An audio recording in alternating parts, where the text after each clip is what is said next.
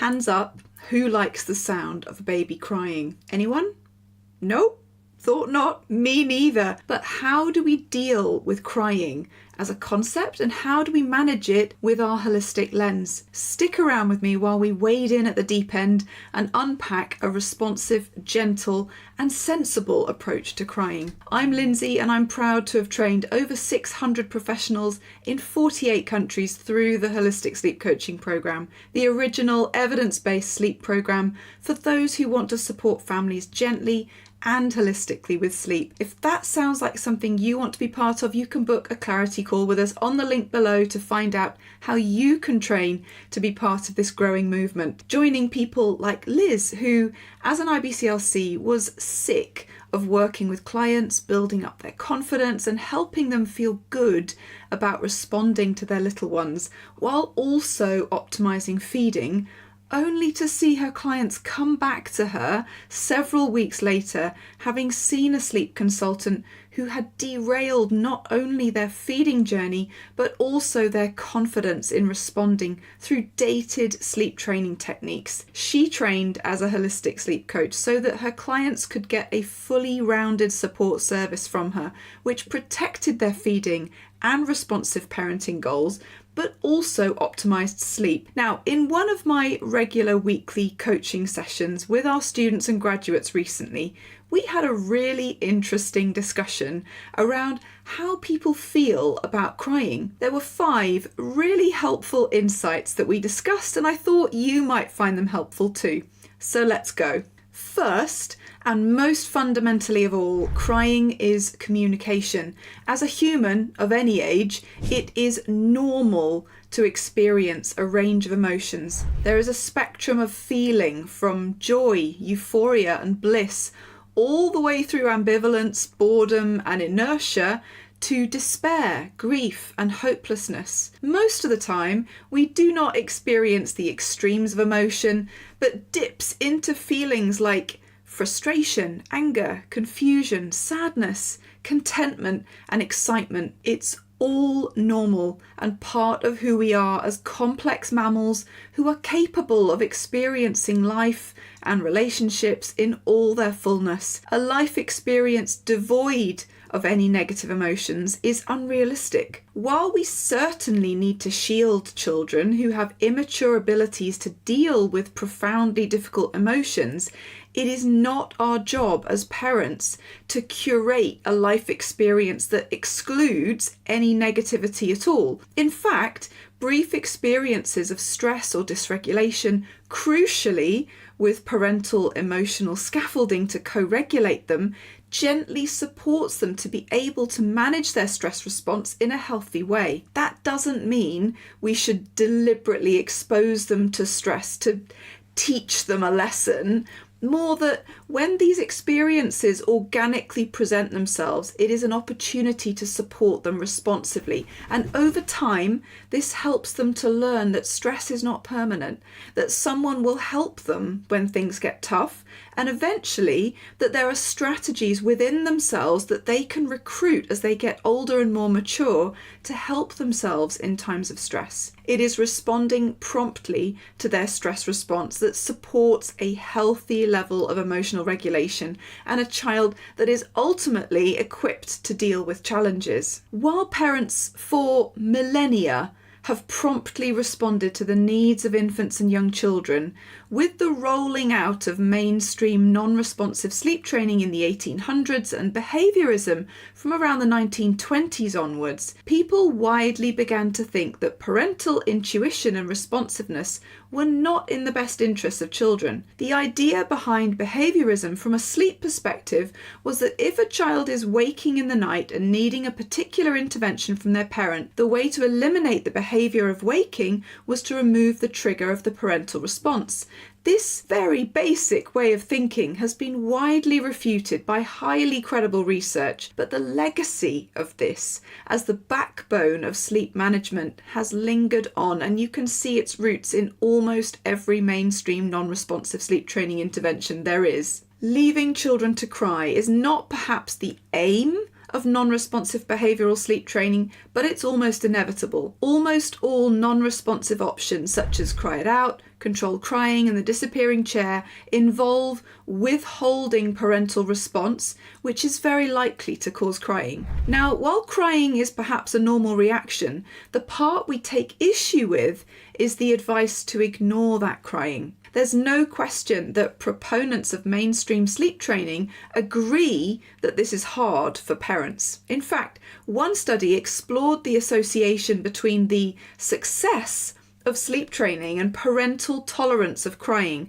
and concluded that parents who had low tolerance for crying were less likely to get sleep training results. But is the lack of tolerance for crying the problem here? Or is a technique that ignores parental instinct to respond to and reassure a crying infant the problem? However, while the mainstream sleep training industry has done a good job of confusing people in one direction, the opposite extreme is also unhelpful. In some quarters, the idea that a gentle approach to sleep is no cry is also potentially problematic. Let's think about crying in the context of a sleep challenge for a moment. If a parent is finding their sleep situation unsustainable, they may need to make some changes to how they support their child at night, right? Perhaps they no longer want to feed their child to sleep every hour, or maybe they need to stop rocking. There's a complex balance here between managing what's right for a parent and what's compassionate for a child. There are so many sound reasons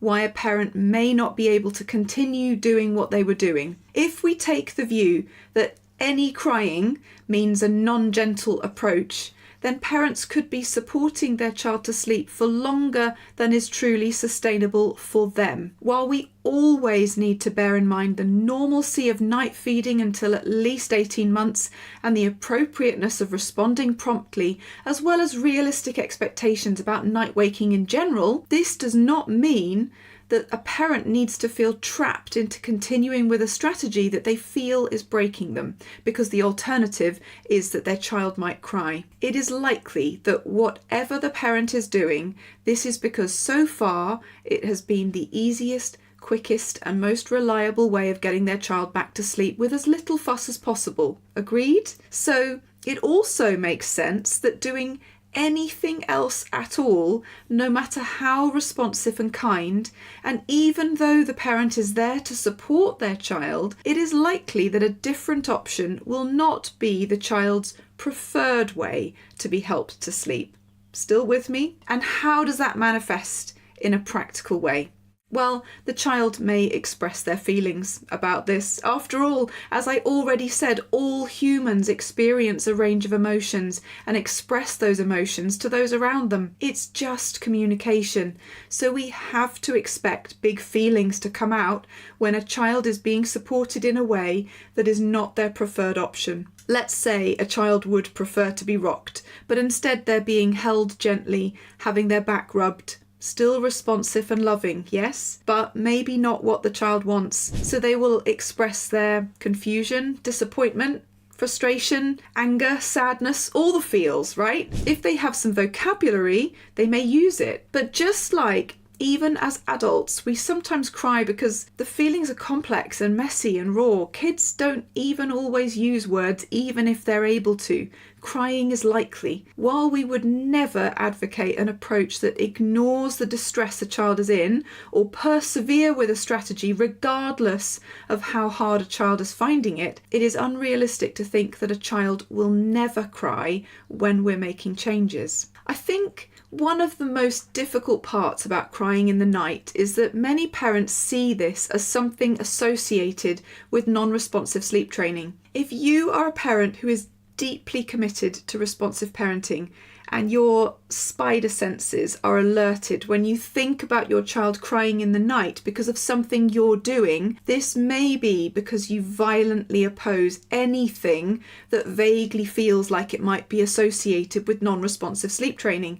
In a way, it might feel like an echo of sleep training. For the purposes of this topic, by the way, sleep training means a deliberate attempt to restrict or withhold parental comfort in order to try to teach a child to settle more independently. I'm aware that some people use the term sleep training as more of an umbrella term to describe any intervention with sleep at all, from the highly responsive to full cry it out. I use the term to describe a non-responsive style of sleep intervention. Many parents have become so confused about what constitutes gentle and what doesn't.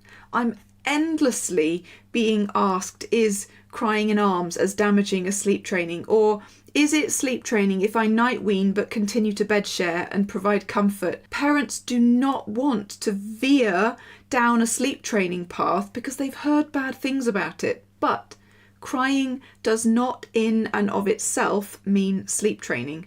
Crying is communication. Now, boundaries are part of responsive parenting. They make kids feel safe, and they're often part of a bigger picture of parental bodily autonomy too. As long as the boundaries are reasonable and age appropriate, and we have realistic expectations about how children learn about boundaries and how much support they need to learn about them, boundaries are a good thing. And yes, that includes when those boundaries lead to tears. Just as a child may cry if we take away something they were playing with that is unsafe, or remove a toy that they were using to hit someone with, holding a kind but firm boundary at night is okay. If a parent doesn't want to feed their 1-year-old every 45 minutes, it's okay to set some limits around that. If a parent doesn't want their child to pinch their skin while falling asleep, it's okay to stop them doing that. If a parent doesn't want their child to pull their hair, guess what? That's okay too. Even if they cry, what's not okay is to punish the child, either by getting cross with them, withholding your presence or comfort, or by ignoring their feelings when that boundary is upheld. It's okay for a child to experience big feelings, day or night, but they simply don't have the emotional maturity to deal with those feelings alone. Now,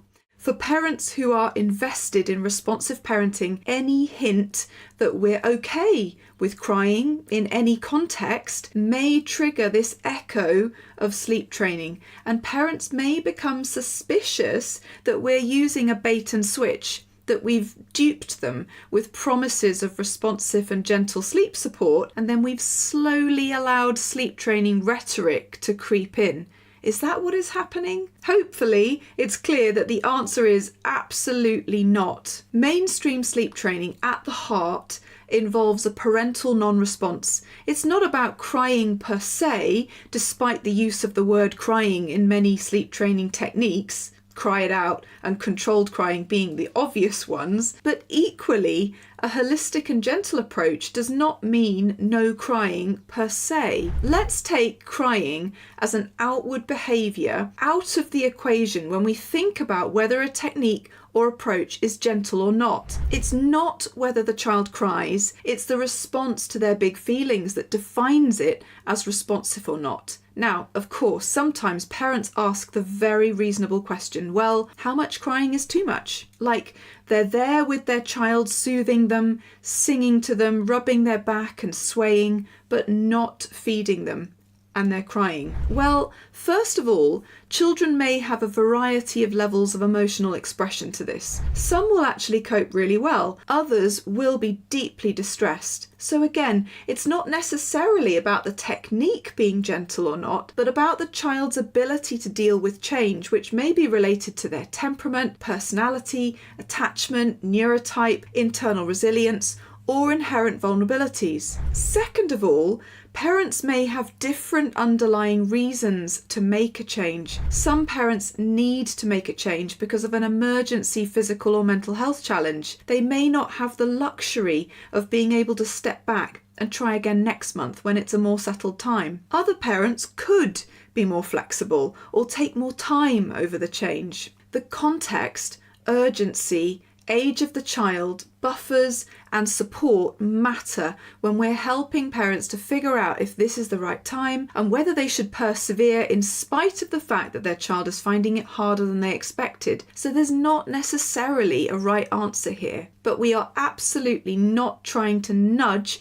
a gentle approach into a non-responsive position. The two are diametrically opposed in terms of philosophy and understanding and aim. So why is a holistic approach different then? Well, We're not fans of making sweeping statements and oversimplifying a topic that is complex, nuanced, and individual. But here's some truths. Crying is communication. All communication is meaningful and therefore should not be ignored but responded to. Gentle is not necessarily synonymous with the absence of crying. It is not the technique per se that is gentle.